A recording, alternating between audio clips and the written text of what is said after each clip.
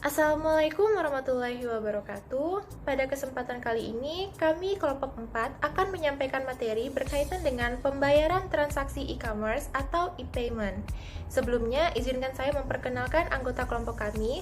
Saya sendiri Nafisa Syalista, disusul dengan rekan-rekan saya ada Isna Safitri, Rizka Agustina, Sri Mulyani, dan Paramisela Arindasari. Adapun materi pertama akan disampaikan oleh saya sendiri berkaitan dengan mengenal e-payment. Perkembangan zaman saat ini telah meningkatkan teknologi informasi jauh ke atas jajaran globalisasi. Saat ini, sudah banyak sekali situs-situs e-commerce yang bermunculan atau bahkan banyak sekali toko tradisional yang membuat e-commerce dalam guna meningkatkan mutu perusahaan. Tetapi, rata-rata situs e-commerce di Indonesia masih memberlakukan pembayaran tunai atau transfer bank secara manual. Inilah alasan yang perlu ditangani jika Indonesia siap untuk menggunakan e-commerce secara rutin, yaitu mau menggunakan e-payment atau pembayaran elektronik.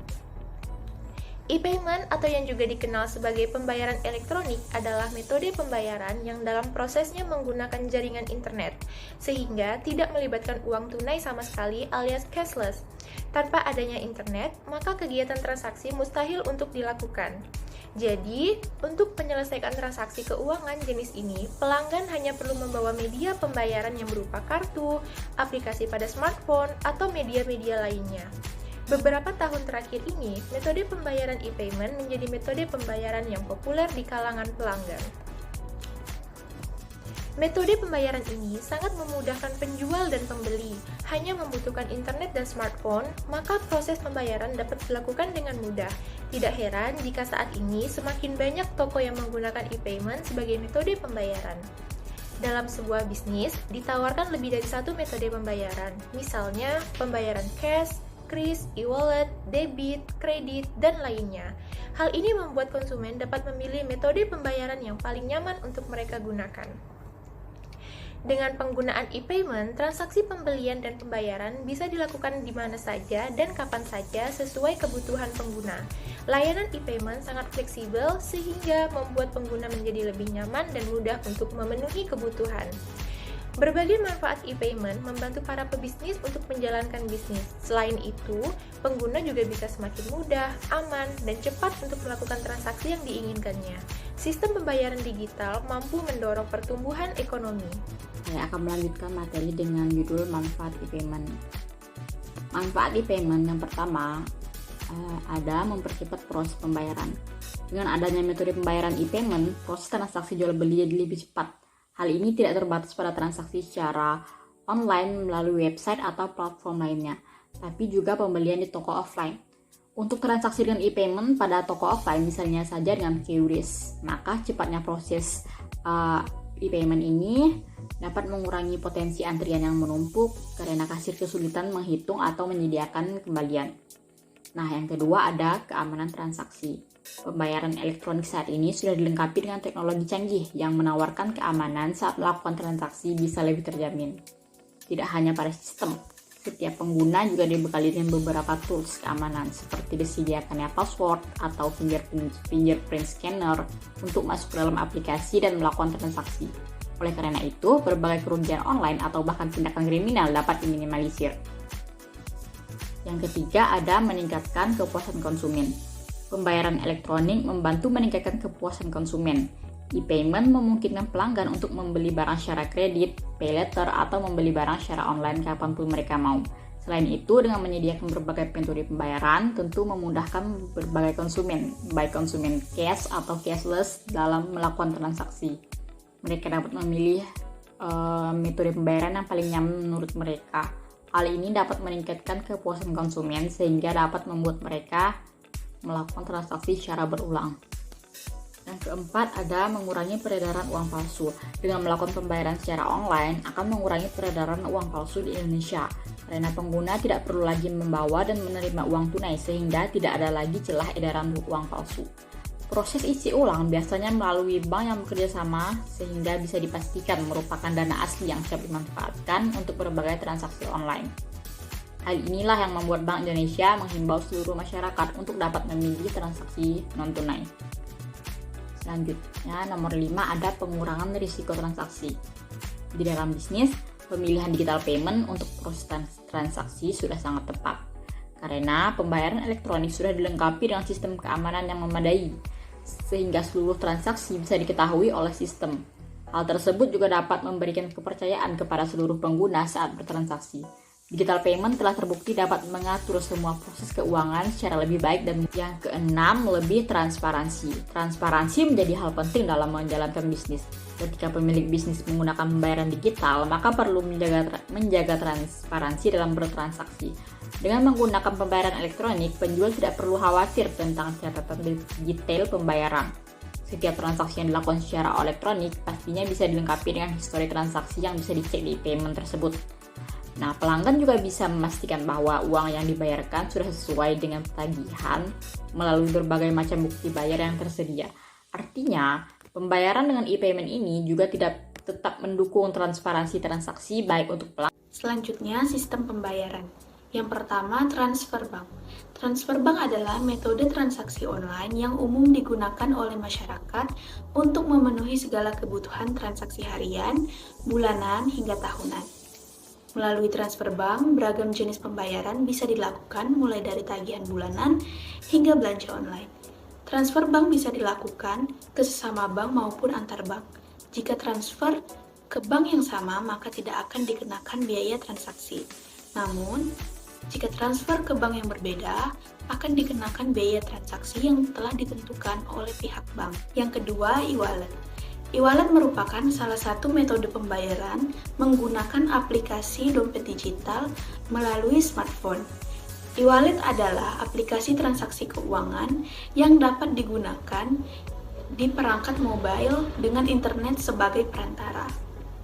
E-wallet memiliki beberapa kegunaan, antara lain untuk transaksi online, membayar tagihan, membeli pulsa, paket data internet, TV kabel, hingga investasi. E-wallet juga bisa digunakan untuk menyimpan uang, untuk kemudian ditransfer ke rekening bank atau tarik tunai. E-wallet dapat menyimpan riwayat transaksi, keluar dan masuk menggunakan aplikasi tersebut. Kemudian, kartu kredit. Kartu kredit adalah alat pembayaran secara non-tunai dengan menggunakan kartu yang telah diterbitkan oleh bank. Namun, pada akhirnya pengguna harus membayar nominal yang sudah ditentukan oleh pihak bank setiap awal bulan ke bank yang bersangkutan. Yang keempat, rekening bersama. Rekening bersama adalah suatu metode pembayaran online yang melibatkan tiga pihak, yakni pihak pembeli, pihak penjual, dan pihak netral. Pihak netral bertanggung jawab atas rekening bersama sehingga proses transaksi antara penjual dan pembeli terjamin kelancarannya. Cara kerja rekening bersama adalah dengan melibatkan pihak ketiga yang bertugas menahan dana transaksi hingga kegiatan jual beli dilakukan. Dengan kata lain, pembeli telah menerima barang, pesanan secara utuh. Setelah pembeli konfirmasi, barulah dana diteruskan ke penjual. Berikutnya, PayPal. PayPal adalah alat pembayaran virtual yang menyediakan jasa transfer untuk melakukan pembelian secara online di berbagai belahan dunia. Pembayaran ini memungkinkan pengguna membuat akun pada platform PayPal yang terhubung ke rekening giro atau kartu kredit pelanggan, mengirim, menerima, dan menyimpan dana dalam berbagai mata uang di seluruh dunia. Kredit tanpa kartu atau PayLater. PayLater adalah fasilitas pembayaran yang memungkinkan pembeli bisa beli sekarang dan bayar belakangan. Pengguna layanan ini bisa membeli barang di toko online dengan cara mencicil. Metode ini lebih praktis dibanding kartu kredit konvensional, karena tidak perlu apply kartu kredit yang prosesnya panjang. Untuk itu, cicilan PayLater ini cocok untuk membiayai kebutuhan yang sifatnya mendesak. Selanjutnya, e-banking. Internet banking adalah metode pembayaran digital hasil peningkatan dari transfer bank manual. Internet banking memungkinkan akan nasabah bisa melakukan transfer transaksi online dan aktivitas keuangan lainnya tanpa harus ke teller atau ATM. Untuk melaksanakan metode pembayaran digital ini, nasabah perlu mengakses situs website bank khusus dan login. Selanjutnya, e-money. E-money adalah alat pembayaran pengganti uang cash berbentuk elektronik yang nilainya disimpan dalam bentuk saldo pada media tertentu. Untuk mengisi saldo uang elektronik bisa dengan menyetor uang ke bank, melalui ATM, minimarket, atau bank secara langsung. Saldo kemudian dimasukkan ke dalam kartu e-money. Kartu elektronik ini digunakan untuk menyimpan uang dan alat pembayaran cashless. Selanjutnya, QR Code. QR Code adalah metode pembayaran berupa kode matriks 2 dimensi yang digunakan untuk bayar transaksi lebih cepat. Untuk menggunakannya cukup pakai aplikasi pembayaran digital di smartphone, lalu scan menggunakan kamera. Pastikan smartphone terhubung ke internet supaya bisa menarik informasi dari QR Code. Fitur QR ini berfungsi mengetahui tujuan rekening atau akun penjual dan berapa biaya transaksi tersebut. Yang ke-10, virtual account. Virtual account adalah metode pembayaran yang menggunakan nomor rekening virtual atau kode unik untuk mengidentifikasi pembayaran dari pelanggan. Nomor rekening virtual ini tidak terhubung dengan rekening bank fisik tertentu, melainkan digunakan secara khusus untuk memproses transaksi pembayaran dari pelanggan. Metode pembayaran virtual account banyak digunakan dalam sistem pembayaran online dan e-commerce serta dalam layanan perbankan elektronik. Ketika pelanggan ingin melakukan pembayaran, mereka akan diberikan nomor rekening virtual atau kode unik yang terkait dengan transaksi atau tagihan tertentu. Selanjutnya, mobile banking. Mobile banking merupakan layanan yang memungkinkan nasabah bank melakukan transaksi perbankan melalui smartphone. Layanan mobile banking dapat digunakan dengan menggunakan menu yang sudah tersedia di aplikasi. M-Banking memudahkan customer untuk melakukan transaksi tanpa harus datang langsung ke kantor cabang bank. Hanya menggunakan ponsel dan akses internet, pengguna dapat menikmati layanan ini. Umumnya, transaksi M-Banking yakni seperti transfer bank, informasi mutasi rekening, dan pembayaran transaksi lainnya. Yang terakhir, Bitcoin. Bitcoin adalah mata uang digital yang dibuat dan disimpan dalam bentuk digital. Berbeda dengan alat pembayaran lainnya, Bitcoin tidak memiliki bentuk fisik. Selain itu, tidak ada otoritas khusus yang mengatur dan mengendalikan secara khusus. Bitcoin dianggap sebagai aset berharga yang bagi sebagian orang bisa ditukarkan dengan barang dan jasa dalam bentuk nyata. Karakteristik kesuksesan metode e-payment. Keberhasilan e-payment dipengaruhi oleh beberapa faktor. Berikut adalah faktor tersebut yang mempengaruhi keberhasilan e-payment. Yang pertama adalah independensi. Metode e-payment yang sukses sebaiknya bersifat independen terhadap perangkat lunak yang dapat mempersulit para penggunanya. Yang kedua, interoperabilitas dan portabilitas. Metode e-payment harus dapat terhubung dan diterapkan dengan sistem dan aplikasi yang sudah ada, serta didukung oleh platform standar komputer yang sudah ada. Yang ketiga adalah keamanan. E-payment yang sukses adalah e-payment yang dapat menjamin keamanan transaksi dalam setiap prosesnya. Yang keempat, adanya anonimitas. Tidak seperti kartu kredit atau cek, jika seorang pembeli menggunakan uang tunai, tidak ada cara untuk mencari tahu kembali siapa pemberi uang tunai tersebut. Beberapa pembeli ingin agar identitas dan pola pemesanan mereka tetap bersifat rahasia. E-payment yang sukses harus dapat mengakomodir anonimitas ini. Yang kelima, adanya divisibility. Metode e-payment yang mampu menentukan dengan nilai minimum dan maksimum transaksi yang dilakukan akan dapat diterima secara luas. Yang keenam adalah kemudahan penggunaan. E-payment yang sukses sebaiknya dapat digunakan semudah mungkin tanpa melalui proses yang dapat mempersulit para penggunanya. Yang ketujuh adalah biaya transaksi. E-payment yang sukses harus dapat memperoleh keuntungan berdasarkan biaya transaksi untuk menunjang keberlangsungan sistem e-payment itu sendiri.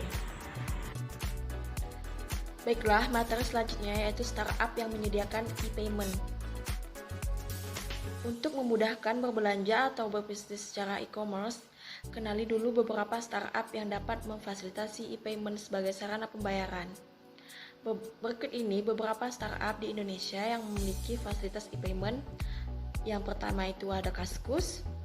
Kaskus adalah salah satu forum terbesar di Indonesia yang menyediakan fasilitas e-payment gateway bernama Kaspai. Kaspai resmi diluncurkan pada ulang tahun Kaskus yang ke-10. Hingga saat ini, Kaspai banyak digunakan oleh anggota forum Kaskus untuk melakukan transaksi jual beli di forum yang dikenal dengan sebutan FGB atau forum jual beli. Yang kedua ada Tokopedia. Tokopedia merupakan startup Indonesia yang memfasilitasi kegiatan belanja online secara aman dan praktis. Pihak penjual dapat memperoleh domain khusus untuk mulai penjualan di Tokopedia. Selanjutnya, para calon pelanggan yang sudah melakukan login di Tokopedia akan leluasa memilih produk yang diinginkan dan langsung melakukan pembayaran.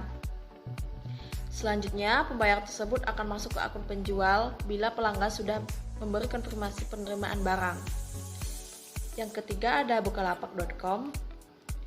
Bukalapak.com memiliki konsep yang hampir sama dengan Tokopedia. Bedanya hanya di pelanggan yang berniat membeli produk yang tidak perlu melakukan login untuk dapat menggunakan layanan yang disediakan Bukalapak.com. Pembayaran akan masuk ke akun penjual bila sudah memberi konfirmasi penerimaan barang. Yang keempat ada Doku. Sebelum berganti nama menjadi Doku, layanan e-payment yang ini bernama NSIAP. Doku menjadi fasilitas gateway untuk pembayaran melalui kartu kredit. Dan yang terakhir ada ePayMu. ePayMu merupakan salah satu fasilitas e-payment yang menawarkan banyak fitur bermanfaat, seperti layanan pembayaran dengan kartu kredit, pembayaran secara online, serta untuk menarik atau menyetorkan uang. Fitur yang disediakan oleh layanan ePayMu memberikan kemudahan bagi para pembisnis yang memiliki toko online. Baik, selanjutnya keamanan untuk payment. Untuk menjaga keamanan payment itu ada beberapa. Yang pertama, Public Key Infrastructure atau PKI. E-payment sistem secara khas modelnya, tipikalnya seperti sistem Public Key Infrastructure atau PKI. Suatu PKI memungkinkan para pemakai yang pada dasarnya tidak aman di dalam jaringan publik seperti internet. Maka, dengan Public Key Infrastructure akan merasa aman dan secara pribadi menukar uang dan data melalui penggunaan suatu publik. Public Key Infrastructure menyediakan suatu sertifikat digital yang dapat mengidentifikasi perorangan atau suatu direktori jasa dan organisasi yang dapat menyimpan dan manakala diperlukan untuk menarik kembali sertifikat tersebut. Yang kedua ada Public Key Encryption, yaitu suatu proses pengkodean data mentah menjadi data yang tersamar yang dikirimkan oleh pengirim yang dapat disampaikan oleh penerima dengan aman dan dengan teknik yang pemetaan tertentu. Kriteria keamanan yang digunakan dalam Public Key Encryption adalah yang pertama itu kerahasiaan, kedua autentisitas, ketiga integritas, dan yang terakhir tidak dapat disangkal. Ketiga ada tanda tangan digital. Tanda tangan digital merupakan tanda tangan yang dibuat secara elektronik dengan jaminan yang lebih terhadap keamanan dan data dan keaslian data, baik jaminan tentang identitas pengirim dan kebenaran dari data atau paket data tersebut. Pembuatan tanda tangan digital dengan menggunakan algoritma kunci publik memiliki banyak metode yang bisa digunakan, di antaranya RSA yang menggunakan kunci privat atau kunci publik untuk melakukan enskripsi. Baiklah, itu tadi materi yang dapat disampaikan. Kurang dan lebihnya kami mohon maaf. Sebagai penutup, kami ucapkan terima kasih. Wassalamualaikum warahmatullahi wabarakatuh.